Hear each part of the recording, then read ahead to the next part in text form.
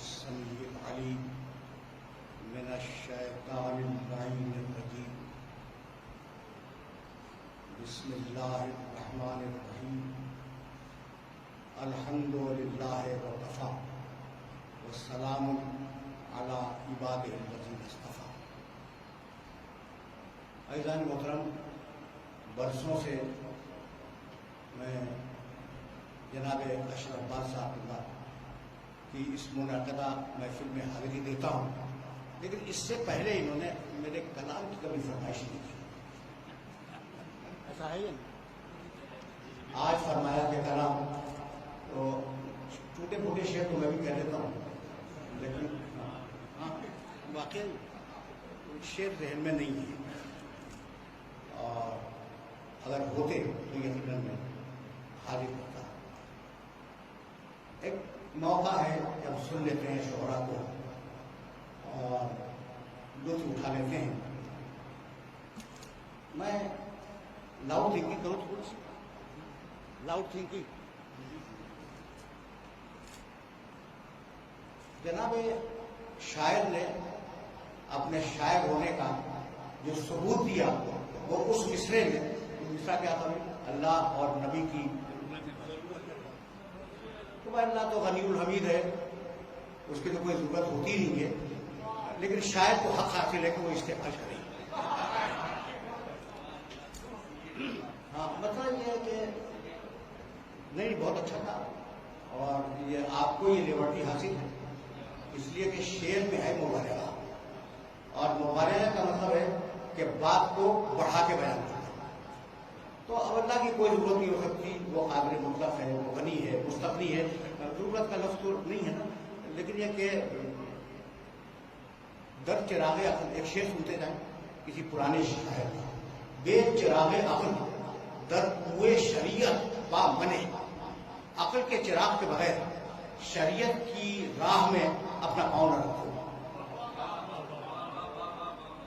شریعت کے راستے میں کیا آپ کا راستہ تو شریعت کا راستہ نہیں ہے نا، مبارک کا راستہ. تو آپ کیا اچھی بات کہی شاعر نے کہ بے چراغ عقل در کوئے شریعت با منے. چراغ عقل کے بغیر شریعت گلیوں میں نہ جانا. با محمد ہوشیارو با خدا دیوانہ باش.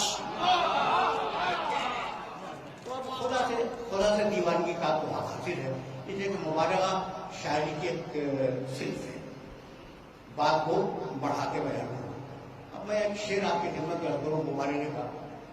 عربی زبان کا ایک شعر ہے، اور وہ شاید 20 سال پہلے تک وہ زندہ تھے، اور جو حیثیت جوش مجی آبادی صاحب کی آپ کے اردو میں پائی جاتی ہے ان کی حیثیت تھی عربی شاعری میں محمد مہدی جواہری. بہت بڑے شاعر تھے. اب مجھے نہیں معلوم کہ وہ زندہ ہے یا نہیں. انہوں نے ایک شعر کہا سابردہ شہر پہ قصیدہ لکھتے ہوئے، الجو افرط فی الصفائے فلو جرا نفس علیہ لبان فی مسئولہ. سامرنے کی فضا اتنی صاف اور اتنی شفاف ہے کہ میں سانس روکے ہوئے بیٹھا ہوں. ترجمہ سنیے گا. الجو افرط فی الصفائے فلو جرا نفس علیہ لبان فی مسئولہ.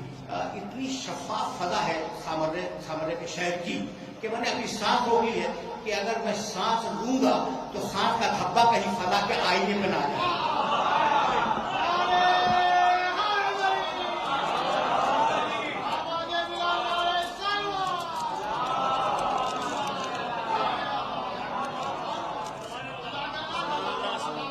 یہ عجیب ہے.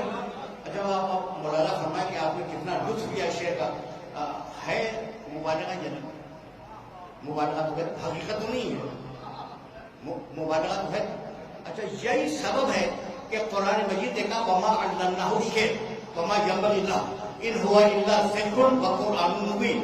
ہم نے اپنے محمد کو شعر کہنا نہیں سکھایا، وما ینبغی لہ، اور یہ شعر کہنا اس کی شان کے مطابق بھی نہیں ہے. ان هو الا ذکر وقرآن مبین. میرا محمد جو بولے یا ذکر ہے یا قرآن.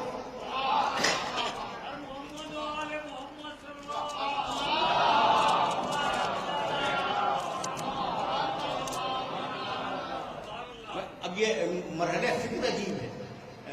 بڑی مشہور آیت ہے وما علمناه الشعر، ہم نے اپنے محمد کو، اپنے حبیب کو شعر کہنا نہیں سکھلایا.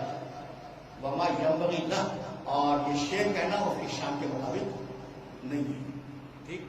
ان ہوا الا ذکر و قرآن مبین، میرے نبی کی زبان مبارک سے جو لفظ میں نکلے یا ذکر ہے یا قرآن ہے. تو یہ اچھا بھائی اب یہ بتاؤ مجھے کہ شاعری اچھی چیز ہے یا بری چیز ہے؟ آپ تو کہیں گے کہ اچھی چیز ہے، اور واقعہ یہ ہے کہ شاعری اچھی چیز تو ہے. اگر شاعری اچھی چیز نہ ہوگی تو حضرت ابو طالب علیہ السلام قصیدے نہ فرماتے.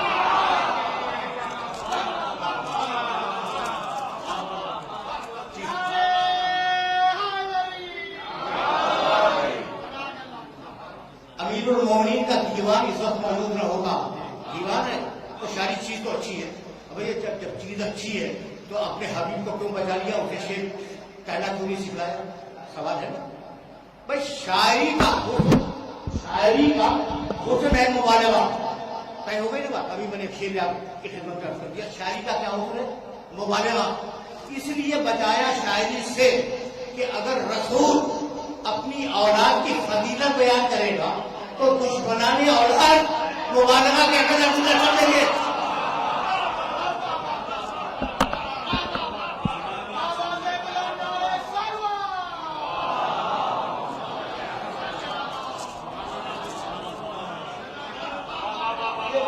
منافقین ہے نا، کہیں گے بھائی شاعری کا تو حسن ہی مبالغہ ہے، رسول اپنی اولاد کی شان میں مبالغہ کر رہا ہے. اس لیے کہا وما علمناه الشعر وما ينبغي له ان هو الا ذکر وقرآن مبین. میرا محمد جو بھی بولے یا ذکر ہے یا قرآن ہے.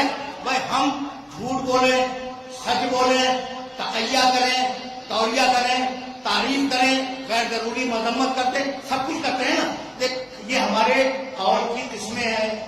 ایسا ہے بھائی جھوٹ بولتے ہیں اور ہے، سچ بولتے ہیں یہ بھی ایک قول ہے، تقیہ کرتے ہیں یہ بھی ایک قول ہے، توریہ کرتے ہیں یہ بھی ایک قول ہے، طنز کرتے ہیں، مذاق اڑاتے ہیں یہ بھی ایک قول ہے. تو ہمارے قول کی بڑی قسمیں ہیں اور قول رسول کی کل 2 قسمیں ہیں، یا ذکر ہے یا قرآن ہے. تو اب اگر کہہ دے، توجہ رہے، کہہ دے کہ انا مدینۃ العلم وہ علی بابا، اگر اسے ذکر نہیں مانو گے تو قرآن ماننا پڑ جائے گا.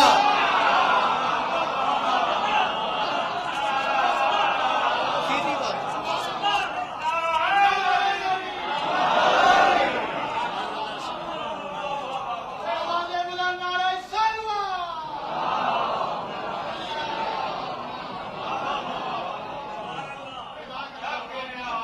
برادر محترم جناب اشرف عباس صاحب اللہ کی یہ سالانہ محفل ہے اور کسی مخصوص معصوم سے مربوط نہیں ہے.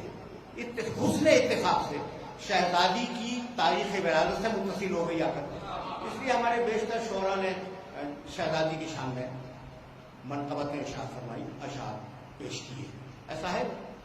اب آخر کلام میں ایک جملہ کہہ کے میں یادہ چاہوں بھائی، یہ دنیا کا سب سے پہلا رشتہ کیا ہے؟ سب سے پہلا، سب چپ ہے بھائی. سب سے پہلا رشتہ ہمارے باپ اور ہماری ماں کا تھا، آدم اور حوا کا. تو سب سے پہلا رشتہ ہے زوجیت کا رشتہ. باپ دادا تو بعد میں آتا ہے. ایسے ہی ہے کہ آدم علیہ السلام خلق ہوئے، جناب حوا سلام اللہ علیہ وہ خلق ہوئی اور ان کی شادی ہو گئی پروردگار نے. اور آپ کو معلوم ہے کہ مہر میں درود تھی جو آپ کو پڑھنی چاہیے نہیں؟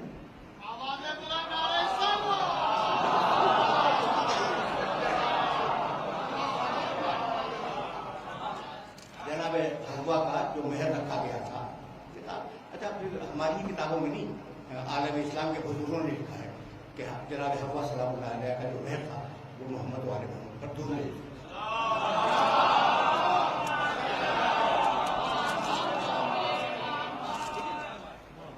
تو پہلا رشتہ آدم و حوا سے استوار ہوا اور وہ رشتہ تھا شوہر اور زوجہ کا رشتہ.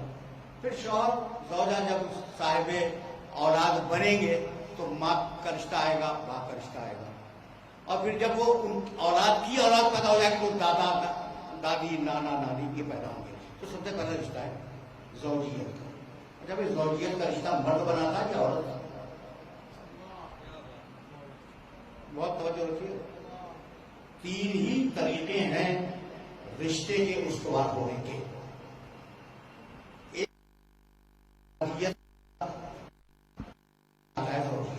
یہ آرام سے سنیے 2 جملے, اور یہ لاؤڈ تھنکنگ کر رہا ہوں میں, سوچ کے بول رہا ہوں. تو پہلا رشتہ کیا ہے؟ زوجیت کا, زوجہ. ٹھیک, پھر شادی ہوئی تو ماں باپ بن گئے, یہی ہوا. تو دوسرا رشتہ کیا ہوا بھائی؟ ولدیت. تو رشتے پیدا ہوئے زوجیت سے, ٹھیک, اور دوسرا رشتہ پیدا ہوا پیدا ہونے سے. تیسرا طریقہ اور ہے رشتے کا, اور وہ اگر یہ سارے بزرگ بیٹھے ہوئے مسئلہ ہو گیا ہے, چھوٹے وقت کا میں آئے. اچھا ادھر دانشور حضرات تشریف رکھ رہے ہیں. یا تیسرا رشتہ ہے رضاعت کا. رضا, دودھ پلانا. تو کیا مرد دودھ پلاتا ہے؟ دودھ تو عورت پلائے. اچھا بھائی, اب وہ اس شہر میں توجہ رکھیے, اس شہر میں ایک لڑکا ہے اور ایک لڑکی ہے, یا دونوں لڑکیاں ہیں یا دونوں لڑکے ہیں کسی گھر میں, اور 2 الگ الگ اشخاص کی اولاد ہیں. تو اگر آپ نے ایک گائے کا دودھ پلا دیا دونوں کو, لڑکی کو اور لڑکے کو, تو کیا وہ رضاعی بھائی بہن بنیں گے؟ نہیں بنیں گے نا. اچھا, اور اب یہ بڑی عجیب بات ہے کہ ایک شہر میں ایک محلے سے دودھ خرید کے لائے, ایک لڑکی کو پلایا اور ایک لڑکے کو پلایا, دونوں رضاعی بھائی بہن نہیں بنے گے. لیکن اگر ایک ہی عورت کراچی میں ایک لڑکے کو دودھ پلا دے اور لاہور میں جا کے دودھ پلا دے ایک لڑکی کو, تو دونوں بھائی بہن ہو گئے یا نہیں ہو جائیں گے؟ رشتوں کے طریقے ہیں, چوتھا کوئی طریقہ نہیں ہے, اور وہ تینوں عورت بناتی ہے, زوجیت, ولدیت, رضا. تو اب یہ مرد حضرات جو تشریف فرما ہے, ممکن ہے کہیں پردے میں خواتین کی سن رہی ہوں, لیکن اس وقت ہمارے میرے سامنے مرد حضرات تشریف فرما, تو مرد حضرات اس خوش فہمی میں نہ رہیں کہ وہ رشتے بناتے ہیں.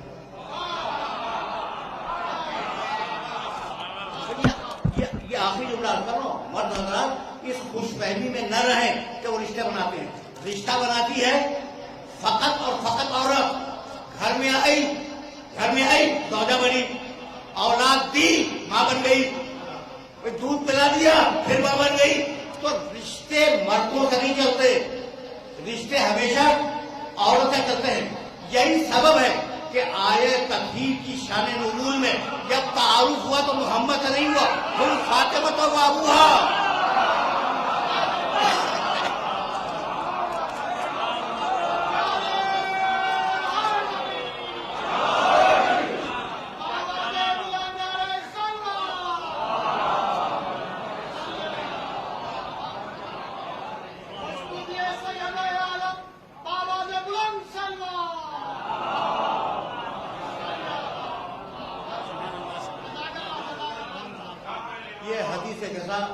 بیشتر محترم شعراء نے حدیث کے ساتھ نقل فرمائی, اس کی طرف اشارہ کیا, آیت تطہیر کی طرف اشارہ کیا. تو حدیث کے ساتھ شان نزول آیت تطہیر ہے, تو یہی تو ہے نا. اچھا, تو ہم فاطمہ تو و ابوہا و بعدہا و بنوہا. کون ہے بھائی چادر میں؟ فاطمہ ہے, ابوہا اس کا باپ ہے, بعدہا اس کا شوہر ہے, بنوہا اس کے بہت سے لڑکے ہیں.